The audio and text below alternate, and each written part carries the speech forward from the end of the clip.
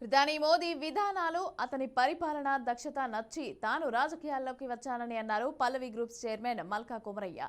అందుకే బీజేపీలో చేరి పార్టీ బలోపేతానికి తన వంతు కృషి చేస్తానని స్పష్టం చేశారు. విద్య, రాజకీయ రంగాలు రెండు వేర్వేరైనా ప్రజల సమస్యలు మాత్రం తనకు బాగా తెలుసునని వ్యాఖ్యానించారు. అయితే పార్టీ అవకాశం ఇస్తే ఎంపీగా పోటీ చేయడానికి సిద్ధమని అంటున్న మల్కా కుమరయ్యతో మా ప్రతినిధి రాజశేఖర్ చారి ఫేస్ టు ఫేస్.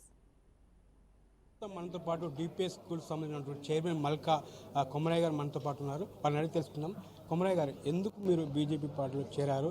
అలాగే బీజేపీ పార్టీని ఎందుకు ఎంచుకున్నారు రాజకీయాలకు రావడానికి? బీజేపీ పార్టీలో నేను ఎప్పటి నుంచో ఉన్నాను. మా ఫాదర్ ఇల్లు కూడా బీజేపీలో హిమాయత్ నగర్ నుంచి కంటెస్ట్ చేశారు లాంగ్ బ్యాక్.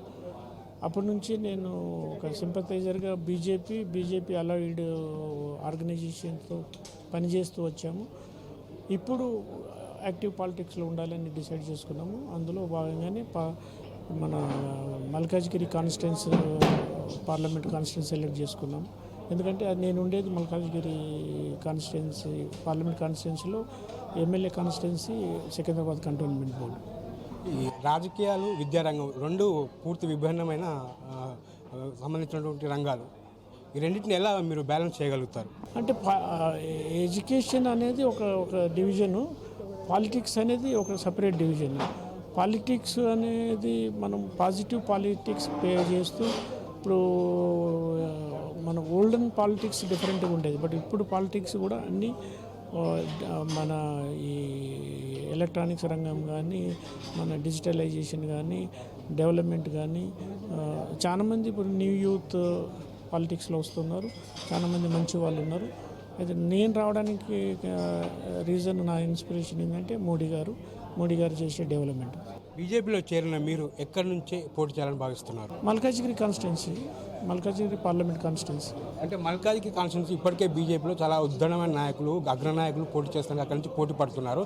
వాళ్ళ పోటీ నుంచి మీరు తట్టుకునే కెపాసిటీ కానీ, వాళ్ళు బేర్ చేసే ధైర్యం అంటే సత్తా మీకుందా అని? అంటే ఇప్పుడు సీనియర్ లీడర్స్ వాళ్ళు ఇన్ని రోజుల నుంచి పబ్లిక్ లైఫ్లో ఉన్నారు. నేను ఇప్పుడు వచ్చాను. బట్ నాకు కాన్ఫిడెన్స్, ధైర్యము, ఫేస్ చేసి కంటెస్ట్ చేస్తే గెలవడం అనే నమ్మకం ఉంది. కాబట్టి there is no senior junior అనే కాన్సెప్ట్. అంటే మనకు ఓపిక, పేషెన్స్, ఫోకస్గా పనిచేస్తే మనకి ఎప్పుడైనా రిజల్ట్స్ వస్తాయి. డిపిఎస్ స్కూల్స్ చాలా చోట్ల ఉన్నాయి. ఎందుకు మల్కాజ్గిరి కాన్స్టిట్యున్సీలో మీరు ఎంచుకోవడం జరిగింది అక్కడి నుంచి? అంటే మల్కాజ్గిరి కాన్స్టిట్యున్సీలో ఢిల్లీ పబ్లిక్ స్కూల్స్ కానీ, పల్లవి స్కూల్స్ ఎక్కువ ఉన్నాయి.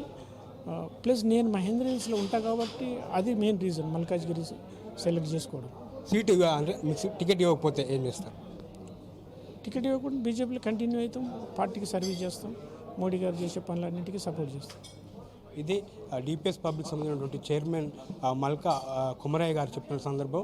బీజేపీలో చేరాను, బీజేపీతో చేరి నరేంద్ర మోడీ యొక్క ఆశయాలను కట్టుబడి పనిచేస్తానని చెప్తున్నారు. అలాగే మల్కాజ్గిరి నుంచి నాకు టికెట్ ఇచ్చినా ఇవ్వకపోయినా, ఇస్తే నేను పోటీ చేస్తాను, ఇవ్వకపోతే మాత్రం ఎవరికైతే సీటు ఇస్తారో, టికెట్ ఇస్తారో వాళ్ళ తరపున నేను గెలుపుకు సంబంధించినటువంటి పోరాటం చేస్తానని చెప్పేసి డిపిఎస్ పబ్లిక్కి సంబంధించిన చైర్మన్ మల్కా కుమరయ్య గారు చెప్తున్నారు.